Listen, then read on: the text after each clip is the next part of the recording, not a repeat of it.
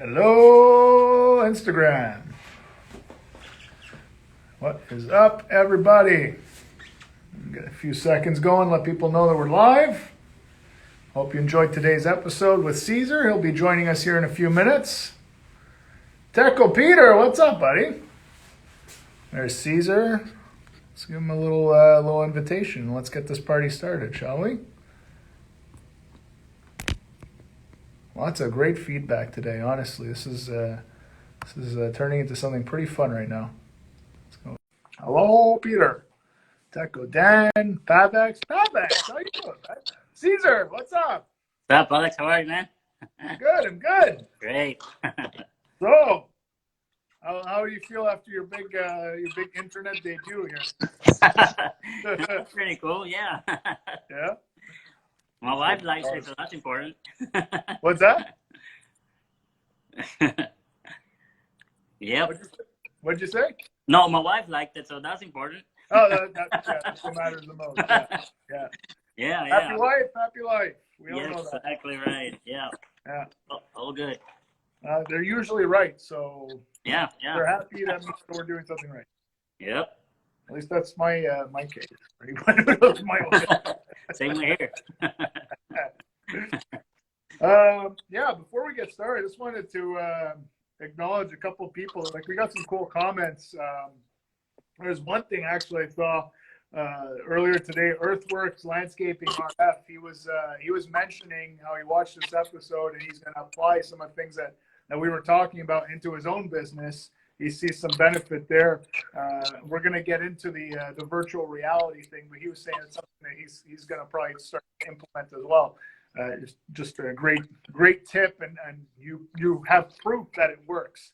And I think a lot of contractors watching have been aware of it, but haven't really known, like, does it work? Does it matter? Is it going to make a difference for me? Should I give myself that trouble? And the answer is, another one was from Rempel Landscapes, who's been with us the whole way through. I don't know if he's on right now or she. I'm not sure. But they said this episode was great. That your humility really shone through. Like, you built the business and you're just trying to do your best, and that really showed. But your willingness to share what you know openly with everybody, knowing that some people might be your direct competitor, but you know what? Like, we're all in this together. That's what they were saying. So it really feels like we're all in this together. You know what? We are. Yes. We are. This industry is growing so much. We cannot look at each other as competitors. We need to look at each other as peers, as colleagues in this industry, as we're growing it, and we're all going to benefit. I can't stress that enough. And a bunch of other comments, but those were two that stood out to me this afternoon, and I thought I would share that with you because I know you gave a lot of your time to us to help get this together. My pleasure. I love it. Yeah. Yeah. So I'm just gonna open this up a little bit here. Again, everyone, remember this is live Q&A. So if you have questions, ask away, and I'm gonna try to stay on top of them here. You can also hit the little question bubble if you want to say a question directly, but in the comments is fine, and I'll catch them there. A couple of questions we got in through DMs and through the chat today. One of them, I'm gonna do some housekeeping first, because there are a couple of things about courses and about the Hardscaper site. So one of them was, how do I get my ICP diploma or certificate? When you complete the interlocking concrete pavement course on hardscaper.com, every lesson, there are 14 videos. Every video has a quiz after. Complete all the quizzes, and then you're going to get the certificate by email.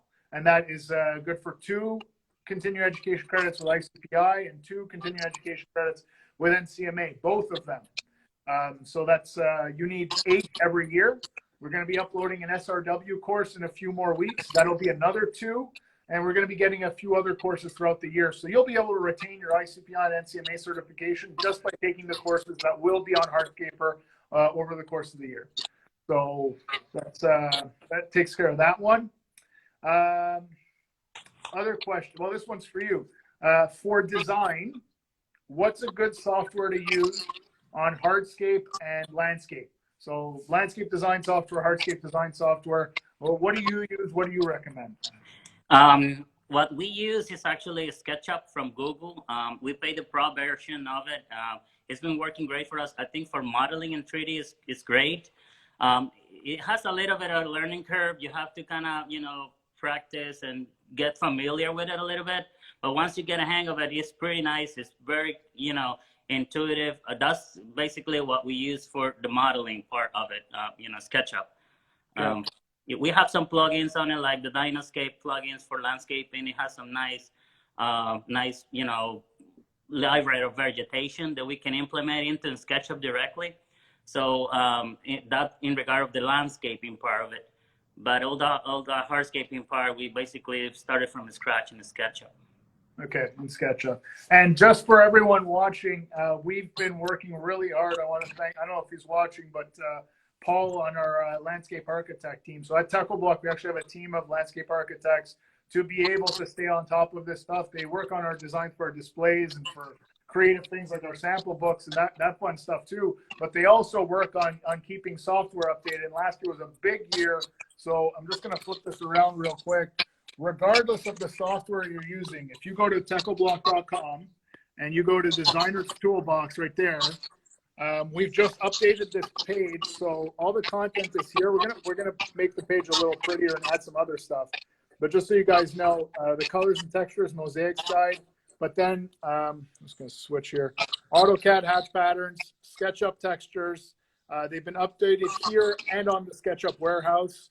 If you're using real-time landscaping, you can download this. And actually, one of our friends, RC Outdoor, posted to his story. He's got a highlight on his Instagram profile, exactly how to integrate all this into real-time landscaping or the equivalent from one of our competitors. I'm not going to name, but you know which one it is. It's there.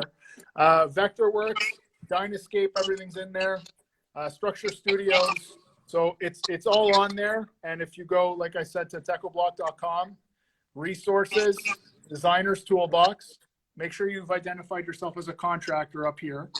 Designer's Toolbox, you can access all this stuff. So you can do wicked designs like Cesar is doing too. So that was that question. Next question was with regards to selling. We talked about how in pre-qualifying and qualifying, it's important to ask the question about budgets, and it's important to ask the question about securing funding for the project. We didn't talk about this on the show today, but is financing something that you offer or that you want to offer or that you're getting asked for from customers right now? Yes, actually, we've been getting asked a lot, and we are basically actually starting to implement it right now.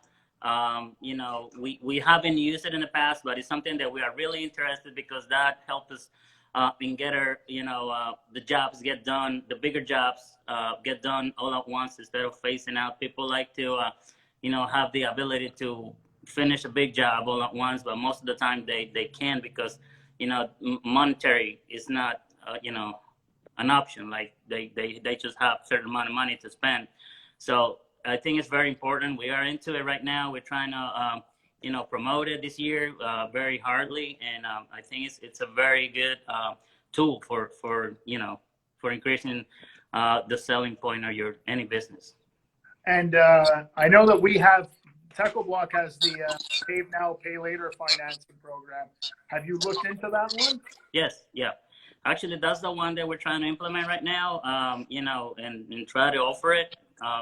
Being us as Checo Pro, installer, we have the ability to use that, that program. So we're starting with it, and hopefully, it drives us some more business. Okay, good. Well, I mean, the great thing is when that budget goes a little bit higher than they thought, which is almost every time, if I'm not wrong, you have a tool, right? That's the key thing. Like you can take credit card, you can take cash, you can take check, or we can finance the whole job or part of it. That's what that's for. Support Techno Pros. If you want to learn more, go to paynowpaylater.com. You can sign up for that, like you did, and you're starting. And you had a call with Andrew, eh? Andrew Clark. He's our guy with Andrew Bank in the States. Yep. We already talked to him, and we're just finalizing some small details, and we are good to go. Fantastic. That's good. What was the other question? Well, this is a question I want to ask. We're talking about some of the things like the sample books, these things. Love it. Yeah. You have these, right? Oh yeah, yeah. And you use these all the time, or I like use them all the time. you're doing the virtual reality, you're doing the full 3D renders. Does that really matter? Yeah, it's actually very important because you know, you can show in a design colors, you can show, but it's different when you show them something that they can touch and feel and have the texture, have the real color, and that takes a lot of the guesswork too, because the design depends on how you present it. Sometimes it's not as you know, as real, I would say. But if you, with the design, with the everything that we provide, we give this this other tool. It's especially like that, like the Borealis or the Traventina. There are those webcasts. It's very nice to kind of have people touching it and feeling it and see how you know how it looks in real life. So You know, put them beside each other and compare them and stuff. yeah. And is that like, how do you use these? Do you use them on sales calls? I know you were talking about how like you kind of used to turn your sales calls into a circus, bringing all these samples and things. Yeah. Is this something that you bring with you, or you use it at your office? How do you use No, it? we got it in our office. I usually carry the you know the suitcase with me in my truck. But since we started trying to do everything in our office nowadays, I'll do it right here. I have everything right here in a nice table right next to my conference table. Let me take 1 second.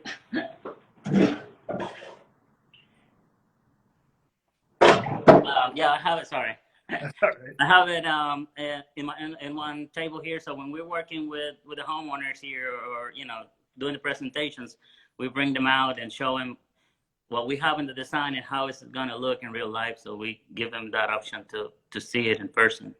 Cool. Another question that we had was with regards to the virtual reality. I think, I mean, you piqued a lot of people's interest with that. What is your process exactly? Does every job go virtual reality presentation, or is it at a certain value you do it? Because that takes more time to render, doesn't it? It does not take more time to well, we upload it to an app, to an external app besides SketchUp, that Okay. you render it and you prepare it for the virtual reality and for you know, for another app that you can maneuver it in your computer, in your iPad.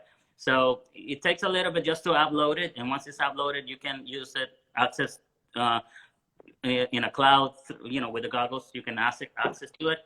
Yeah. So it's you know, we basically do it in every job because, like I mentioned, you know, on the program earlier, most of our jobs are already, you know, a good lead, and they come to my office. So that's part of the process. We pretty much do it on every job. On every hardscaping job, we do like you know, some masonry stuff that it's not necessary, but on the, you know, backyard. Straightforward there. It's here. You can get closer to the wall or further from the wall. That's it. Yeah, so you know, we provide it on every hardscaping, on every backyard, and every, you know, that involves hardscaping.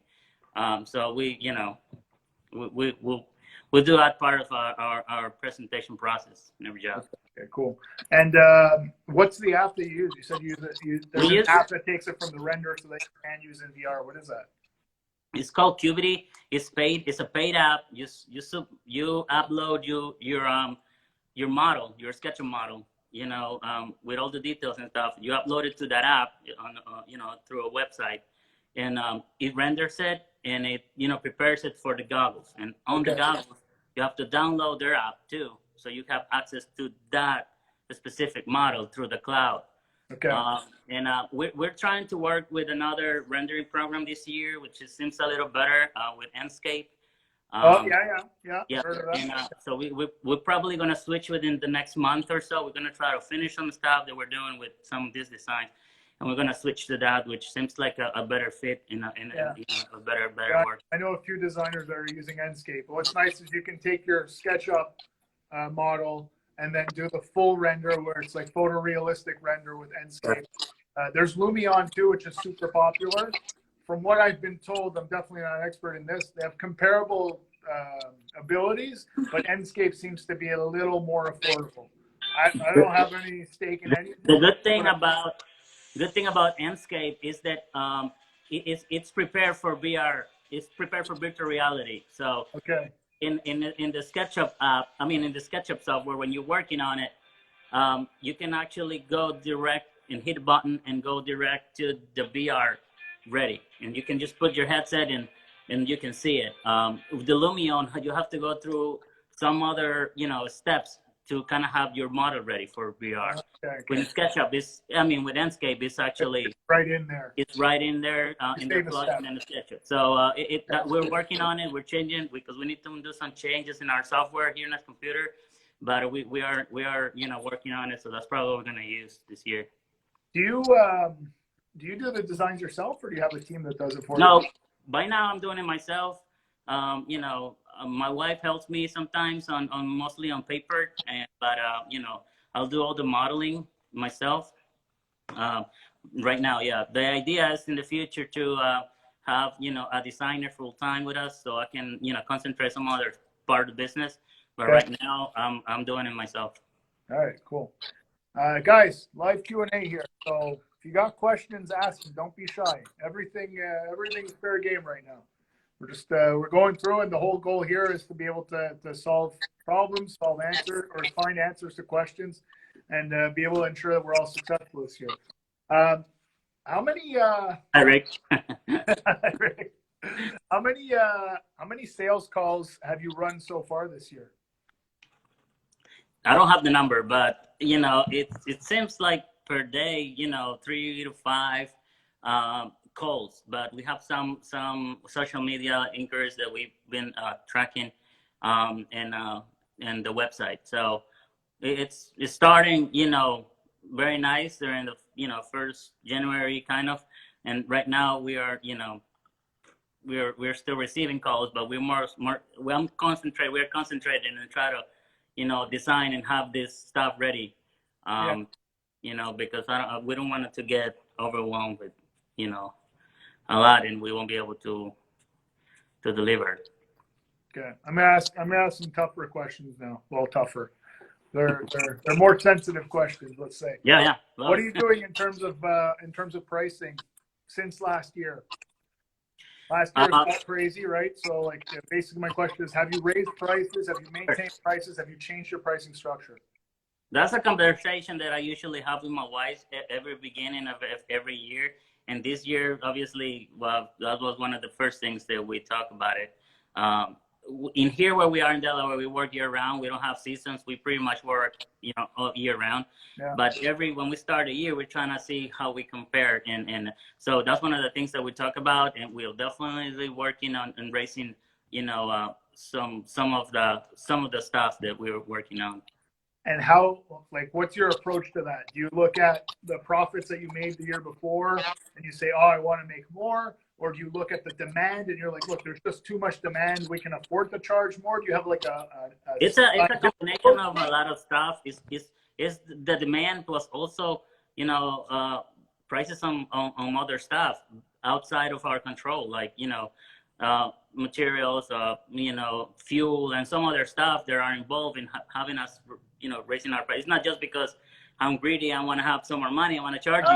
No. But it involves part of that, obviously, who doesn't want to make more money, but, it's a combination of those things. Plus, every year we get a list of materials from suppliers and, a couple cents more here and there, it adds up. So we make those adjustments in this year. Definitely we're working on raising raising our price. Okay, good. And I think you should. And everyone here, we should be raising our prices. We can, and we should. There's two questions there, but I just want to ask one follow-up question with regards to pricing. Do you set an expiry date on your estimates when you provide them to customers? And if so, what is it? We got 6 months, what it says, the contract that we give, 6 months.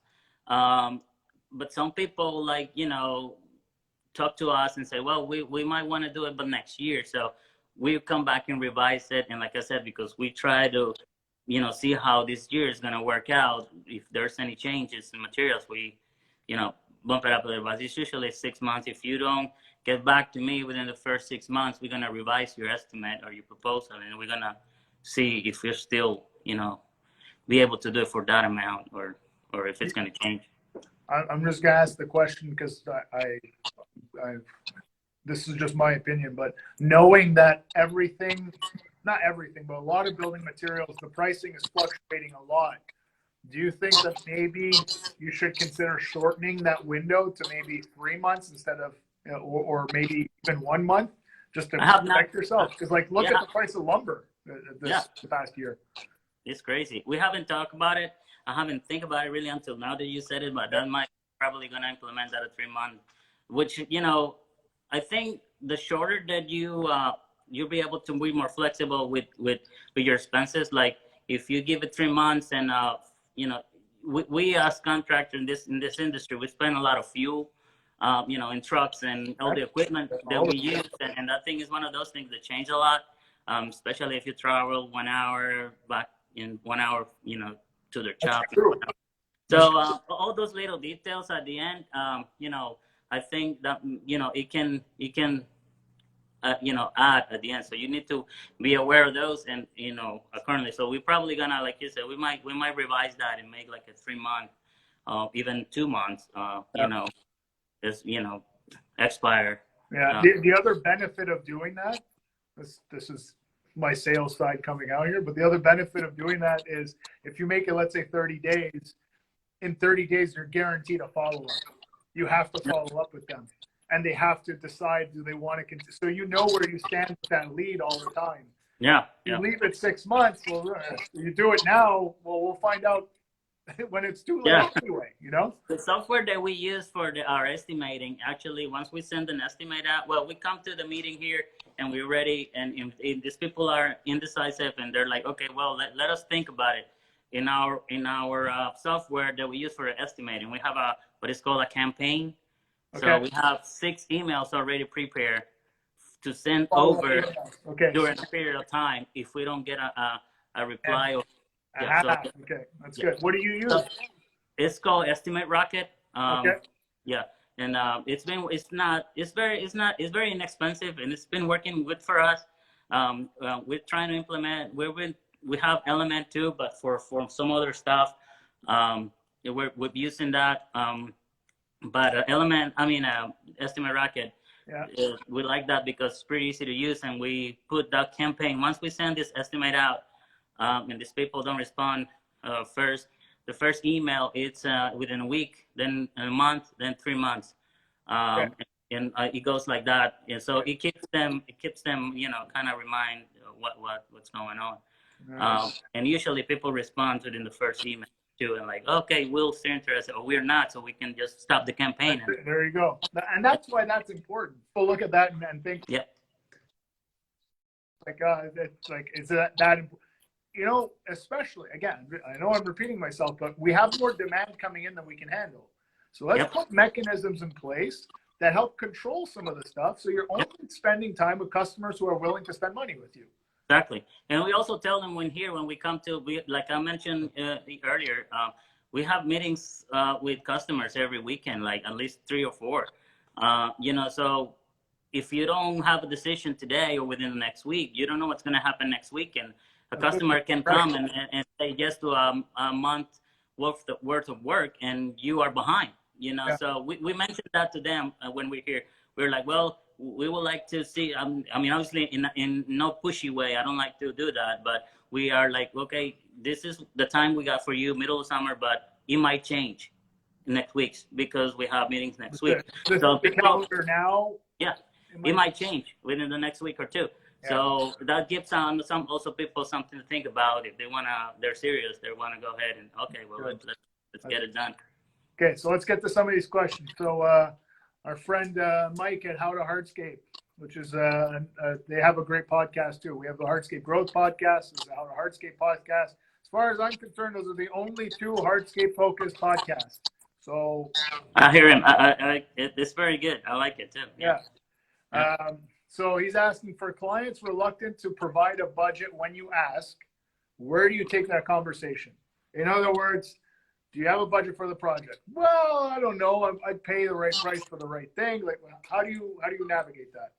We try, we try in a nice way to ask them if they're reluctant, which is pretty much most of the time they're not gonna give you a number.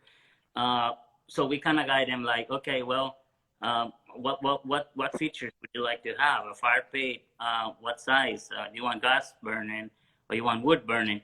Gas burning runs between this and that, and wood burning goes between this and that. Sitting walls depends on the size. I showed them a picture in my iPad. This is kind of, in the ballpark. So they start making numbers in their head, and they're like, oh, no, well done, or yes, maybe that's gonna work. So, not without giving exact number, you guide them through the idea of it. Especially with the features, with the pavers, it's very hard because there's so many kinds and so many variations on the pavers. Yeah. On the verticals, you can kind of work with that. You kind of say, okay, well, this fire pit is how much, this much. And I have a picture of this one that is a round one. This is like this much. So it's something that you're interested in, something that you might want to spend the money in.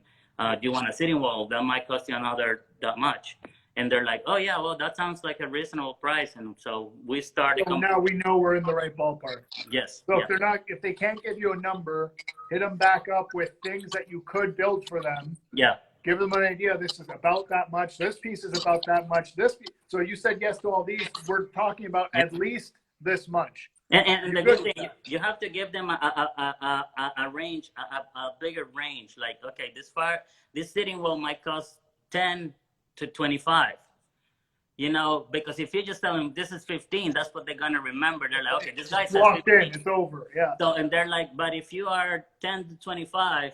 And when you make your design is 17, they're like, okay, yeah, he's within what he says, So it's not a strict price, but it gives them an idea, it gives them something to float on. Yeah. And so that's how we approach. Hit those little hearts down there if you like that answer. We're gonna go on to the next question. Okay, are you facing shortages on product? If so, how do you design around that? We use obviously Teco block, and we haven't really had a bad time with it so far. Finger crossed. Yeah, we had something going on last November where we had to switch a paver from a regular blue to a blue grande because the homeowner didn't want it to wait, and we were ready to build it before it was getting colder. So. But we really haven't had any issues. Usually my supplier tell me, okay, this is the date, and we work around it.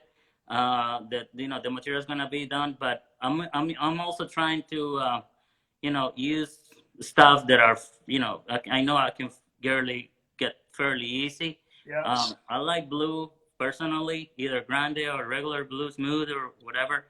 So we use a lot of those, and I know that especially certain colors are harder to get. So we try to work around it.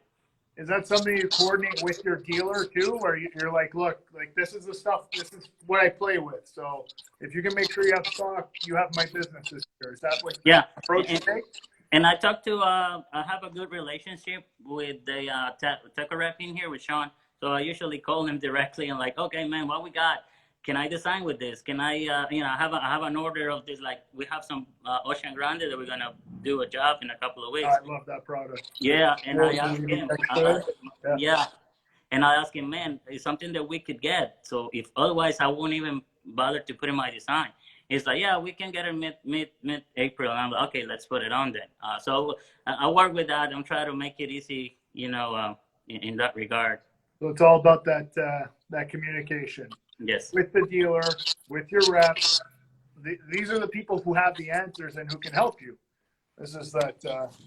Those of you not familiar with the Teco block ocean slab, look at that texture. That's beautiful. Yeah, we're gonna. So cool, man. So that's the exact same size as Blue Grande. So all the cool modular patterns that you can do with Blue and Ballet and Squadra, you can do with Ocean also, which is fun if you like getting creative with stuff. And creative jobs make more money too. Yeah. Yeah, definitely.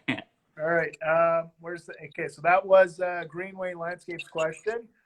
Teco Peter, my buddy in Toronto, he's asking, have you invested back in your business this year? You had a good year last year. Did you invest in new tools, new software? I know you did your showroom, but like, you know, what'd you do? Well, yeah, like my showroom, we invest, you know, quite a big chunk of money this and the past year in here. We purchased the property and we did some rental and we do a lot of stuff. We usually invest heavy on our equipment and on our trucks, and we try to, like I mentioned also earlier, we try to keep a nice and professional look. So a lot of the money that comes in, we try to keep it in the business. So we have that professional look. So our trucks are, you know, are pretty much brand new trucks, and we try to keep them that way. We actually had an issue with one of my newer trucks that one of my crews got into a little accident. So we're in the process of replacing it because, you know, we want us to still maintain, you know, that. So we invest. We actually got another skid steer, you know, last fall to, you know, keep things going in the shop. It's easier to unload and load, you know, keep one in the job site and keep stuff moving in the shop. So we you know, we invest, you know, we believe in our business, so we invest in it. But you know that you just said that the best way I think you can. You believe in your business, so you invest in it. Is it important for your customers? Do your customers comment on like new trucks, new equipment, you look professional? Do they give you feedback on that? Yeah, we I mean, obviously not everybody, but yeah, we have customers that said, oh, you know, I like the way that you guys come and everybody's dressed up, everybody's, you know, your trucks are clean, they're not dropping mud, or, you know, our driveways and all that kind of stuff.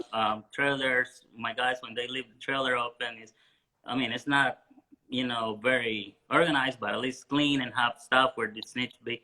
So yeah, you know, like I said, not everybody, because some people just see and don't tell, but, you know, I have some customers that have mentioned that, and people that see us in the road when they come to my office and they're like, yeah, I've seen your trucks on the road, you know. That helps. That helps. It's part of the brand. It's part of the message. It's the identity of the company. So it matters. Rick Bischoff down in Pennsylvania asking, what job size or cost you begin to implement 3D designs in the sales process? I think you said before you do it on almost every job now. Yeah. You said in the episode your jobs start at like 30,000, 40,000 now. Roughly, yeah.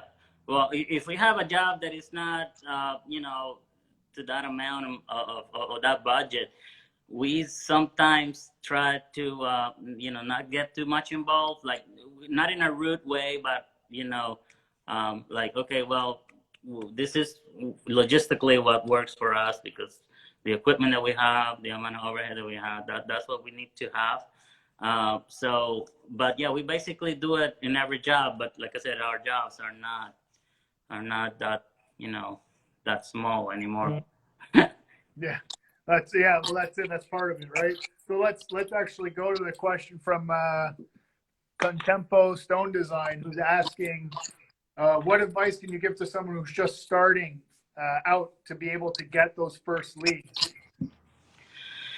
Just go out there, man, and you know, tell people, go to where you can find the favors. Go to a tech supplier and say, well, I'm starting out, you know, I need to, you know, get my feet, you know, in the ground and start working. And, you know, if you have somebody that's looking for a small patio, just pass it on and do a good job the first, you know, job. Do, you know, and don't try to start like huge and have this, because that's a mistake, I think. And you need to know what you're doing at first and start getting your name out, and people know you for what you're doing. That's kind of my best advice. Just go out and you know, tell people, like, you know, this is what I'm doing right now. No fear. You know, there's a lot of people that'll be able to help, especially the suppliers. Suppliers are happy to tell you stuff. Well, that's it. That's it. You come in, you're like, hey, starting a new business. I want to buy a lot of stuff from you. Yeah, Can you help me? He's gonna be, I can hook you up. Yeah, sure. Especially knowing, again, at the risk of repeating myself, there's more demand than the industry can supply right now. So if you're starting your business, go to the stores that supply all the companies. They are getting those phone calls. So if they're getting those phone calls, those phone calls and emails and people in person, if you leave a little stack of cards there, say, look, I'm starting out. This is the type of work I'm doing. You show a couple pictures. You're going to get some leads from there. Yeah. That's the first thing. And do a good job. Sorry, go ahead. No, go ahead. If you've been in business for a couple of years, we have a program called Techo Pro that could help provide some leads too. But if you're just starting out, another thing I would really recommend is go to hardscaper.com, the website where this episode just was, and check out the marketing courses there. There are a lot of things in there that we talk about that are not necessarily things that cost a lot of money that you can do yourself. Things like building your social media profile, building a portfolio of projects on things like Instagram. Throwing a couple dollars at boosting those posts. $20 could reach you thousands of people in the right area. So there are a couple of easy things. There's that marketing course on the website. And listen to the podcast, the Hardscape Growth podcast. We're talking with contractors. A lot of the guys that have been on the show so far, we have a mix, but a lot of the guys are within the first 5 years in business. And they're telling us exactly what they did to get things moving. So definitely consume that stuff. It's free. This Hardscape Growth, look for it on Spotify, on Apple Podcasts, or go to hardscaper.com, click podcast, and all the episodes are there, and you'll find some good stuff there too. Yeah, let's a lot of keep going information here. there for people who are starting out. There's plenty of stuff to learn, and it's important to do a good job too. It's not just because being out there. Nothing gives you more work like good jobs. Yeah, do a good job, and that gets you very far since the beginning. So for sure. Pear Tree, Mr. Pear Tree out in Ottawa area. He's asking, do you charge for your consultations? Not yet. No, we don't charge for consultations right now. I'm plugging this phone here so I can. Okay. Yeah. So we don't charge for the consultations right now. But when we get the call, when we get the lead, we mention the design fee and what it's involved with it. So that kind of, screens that out right at the gate. And then we go there and do the consultation the first time. We collect that, design fee. So that's kind of works both ways, like as a consultation fee and as a design fee. So yeah, so you do it a little bit differently. You don't charge to go out there, but once you're there for proceeding with the design, you're committing to that. Then it's that. I think you said 500 to 1,500, right? Yeah, it all depends on the size and scope of work, but minimum is $500 per design. And like I said, we mentioned that on our call, on our first, interaction with the customer. And then if they're willing to go ahead and take care of that, we can go out there and do the consultation for them. There you go. Yep. How's your battery doing? I know you went to charge yourself there, but can you show us your showroom? Since all we could show today was pictures, you're there. Your phone. Well, it's not. I'm here in my conference room working a little bit, but yeah. You have the big TV. You have the little conference room table. Yeah, let me see if I can go out here to the offices. This is my wife's office, though. Okay. This is where we got a reception, and so people come here and try. We try to make it a. Yeah. But it looks nice. Professional. When people show up, they feel like, okay, this is a good, reputable company. Like you said in the show too, like getting them to come to you right off the bat establishes like a small level of commitment from them to you. It makes them know like, hey, there's a solid place of business. Like this guy's not going to run away and disappear on me tomorrow morning. Yeah. Because unfortunately we have to deal with that kind of stereotype. And it's a nice, clean, upscale, comfortable space. And that's what you were talking about too. You're creating an environment where they feel like, you know what? I like this guy.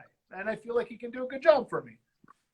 Yeah. It's it's the first impression is important because and also the place being neat and clean and presentable and all that kind of stuff helps to people have in their mind a nice way to see you, a nice way to see your business. Mm-hmm. So it's easier for you to communicate. They feel comfortable. They see that if he takes care of his business as that's how our property is. I'll take care of me. Exactly. Yeah. So that's kind of you know, our approach to it. So it's important for us. I know, you know, some people said the looks doesn't matter, but for us, I think it's important. The people, you know, see us one way, but it's also important to deliver on those things. So Yeah, you can't make these promises and come down here. exactly, yeah. But yeah, I would definitely challenge anyone who thinks that looks don't matter, especially in our industry. Like I don't like that's what drives our business. Like it's got to look good. Yeah, it's have to look good, and you know, you have to make it nice and neat, and so people, you know, trust you. And after that is your time to shine. Is where you go and deliver. It's just where you go and do your thing, you do it right.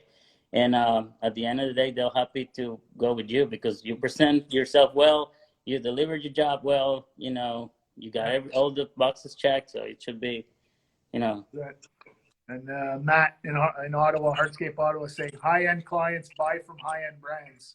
Exactly, yeah, and he's right. It's not just the brand, it's not just the logo, it's not just the trucks, it's the whole experience. Yep. The first phone call to that site visit, to the meeting in your office, to the virtual reality, the presentation of the samples, all this stuff that brings that level just up to the point where, like, how could they say no? Yeah, exactly. That's what you said, like 90% of your jobs sell, right?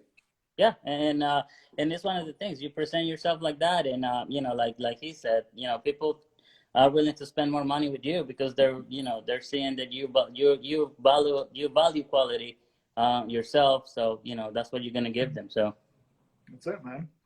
All right, Cesar, you want to add anything? Any last piece of advice before we let you go here? Well, I would say, like, if you're a business that have employees, so have, you know, people working for you, it's important to keep them also like in the same mindset that it's important for you to be presentable, for your company to be trained, to be, you know, part of that culture, that, you know, that everything has to be excellent. So we do a meeting every month with the guys. And we bring them out either here to the office because now we're not allowed to gather in some places because COVID and stuff. So we've been making it lately here in our office. And we go through all this process with my guys still and my office staff. Like, you know, I think that's important for everybody to keep your people, remind your people of the culture. And so we bring them in, we give them lunch, and we talk about, you know, the jobs that they have done for the last month, and if they are proud of them, and, you know, they're you know, so they can feel part of it. So I think besides their customers giving a nice experience, I think it's important for your people to have a nice experience here. Absolutely. Your people make the experience for the customer. Exactly. Yeah. Yep. For sure. Super good advice. Okay, Cesar, I'm going to let you go. One last question. We'll do one last one. Fantascapes is asking how many employees you have now? 10. 10. We have 10 on the field. We have my office manager and my wife in the office and me. So we have 13 total. Okay. And that breaks down into 2 crews? Yes. Okay. So 2 crews of like 5? Yep. 5? 1 foreman and then 4 guys? Or like... Yes. Yep. Exactly right. Yep. 1 foreman each. Actually, one of my foremans, it's a woman's girl on one of the crews. And for me, I don't know, you know, but for me, it's been a game changer to have women's in this business. It's been absolutely awesome. I mean, it's just great for me. It's a very important part of it. We have this girl plus another 2 on that crew that run that business, that crew up basically, and they're women. So, you know, it's important. That's one of the biggest changes that I've seen in the industry. And I find it such a good one because the industry is not what it used to be. You don't have to do everything by hand. It doesn't need to be these big, you know, 6'3", 6'4", 200-pound guys doing everything. With the right tools, with the right equipment, with the right techniques and the right training, everybody can participate in this industry. Everyone can contribute and make things great. Yeah. And, you know, it helps. It really helps just having a balanced workforce. Yeah, it helps, and you can have good people, good girls and boys working with you. You don't have to have, but with the right tools, you can do a lot. You can have a lot done with the right equipment and tools, and have just the right people for your business, which is very important. Absolutely, absolutely, 100%. I'm gonna flip it around here, and I'll let you go. But like, this is an example. And this is actually one of the prizes that we're giving away today for Nice. people who watched. But this is the BL. I have it on fast speed here, but the BL 980 by Pave Tool, and this is a perfect example. These blocks weigh 100 pounds each, and this is the BL 980 clamp for walls for steps. So you can pick up these 2 Suprema walls. So that's 2 full square feet of block coming in, and just pop it down. And anyone can do this. Someone in the machine, someone on the ground with the clamp. Line them up, go get some more. And this makes a huge, huge difference for anybody in the industry. And there's so many different tools like this that Pave Tool has, for example. It was one of our partners here with Hardscaper. But that's, that's an example of how, like, you don't need to be limited with the workforce, and labor is a challenge in our industry. So anyone who wants to work in this industry, let's make them have a good environment to work in. Yep, it's important. Very important. A man or a woman, doesn't matter. Doesn't matter. Yep. Doesn't matter. We can all have fun and grow this industry together. Yep. So thanks a lot, Cesar. If you want to hop off. If you want to stick around for the raffle, go for it. I can tell you right now, you didn't win anything today, so don't missing anything. Next time then. All right, man. Thanks, Alex. I appreciate it. Thanks a lot. Take care. All right. Okay. Cool. All right. So one thing is on the Instagram account here on Hardscaper, we just surpassed actually 1,100 followers, but we had 1,000 followers this weekend. So in celebration of that, we're going to be giving away. We're going to do a monthly giveaway of the swag that we're sending to the first 200 people that check out every episode every week. So that's pretty cool. So it's a limited edition Hardscaper hat and water bottle to keep you hydrated on site. We're going to be sending those out. 15 winners every month. And next Wednesday, we're going to be announcing the first 15 winners. So that's pretty cool. And then for the big prizes for this week, we have, I'm using the, I'll flip it around. I'm using the Ox Coffee Box coffee maker here. This job site coffee maker is my laptop stand right now. But we're giving this guy away. So this is worth $300. And the lucky winner is, let's take a look here, Keith McCoy from Evergreen Landscape Management in Feasterville, Trevose, Pennsylvania. So congratulations, buddy. You got your coffee maker on the way. You're going to go for the next prize, which is this BL 980 from Pave Tool. There's Phil, the inventor of all these awesome tools. We're giving that away today, and that is going to Jeff Elmquist from Clintar in Kitchener. Kitchener, Ontario, obviously. So congratulations, Jeff. And everyone who's winning, we're going to be reaching out to you to coordinate shipping and all that. We also have, we're talking about tools and products that can increase efficiency. We also have from FlexLock, $250 gift certificate that we're giving away that's good for products like the new Nitro Sand, Extreme Edge, which is great for hybrid installations, which we're talking about next week on the show, and products like Gator Base, $250 to redeem at any Techo-Block dealer. And the lucky winner of that is Don House from Interlock Landscapes in Whitby, Ontario, Canada, just sweeping the prizes this week. So congratulations, Mr. House from Interlock Landscapes. And the last 3 prizes that we have are the sample luggages. So these will be sent out in a few more weeks here. The Techo-Block sample booklet kits. We got 3 of these going out, and our winners are, first winner is Dan Duran from Badgerland Irrigation and Lighting Service. They're from Stoughton, Wisconsin. There you go. We got Phil Leamy from Stone Masters Inc. And Phil's from St. John, New Brunswick. That's the thing I love about Hardscaper is we're covering all of North America. We had winners in Colorado, California last week.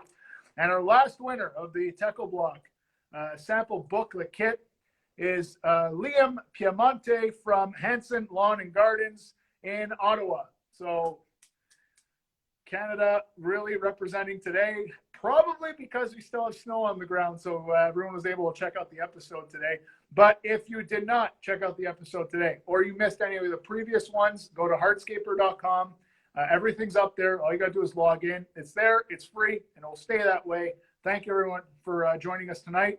And we have another great episode next week. We have Mike Pennington from Paver King, who will be joining us on the podcast. That's the Hardscape Growth Podcast. That episode will drop at 9 a.m. on Tuesday. And on Wednesday morning, we have the very own Phil Baylor from Pave Tool, who will be joining us talking about hybrid-based construction. For those of you who don't know this, Phil, Paver Pete, and myself, we were on the first ever hybrid project years ago. And we're going to be talking about everything you need to know, the do's and don'ts for hybrid-based construction, to make sure that you can use this as another tool in your toolkit for this year. It enables all-weather construction. It saves a ton of compaction time. Another great advantage is you don't lose volume in the compaction step. So you have less loads being hauled on site over the course of a year, which actually saves a ton of delivery and fuel costs. And fewer callbacks, less efflorescence, less settlement issues, tons of advantages with this technology. So we're going to talk about everything to do with that with two of the people who basically came up with the idea and put it in place for the first time next Wednesday at 11 o'clock on hardscaper.com. Till next time, everybody. Work hard, pave harder, and we'll see you on hardscaper.com. Thanks, everyone.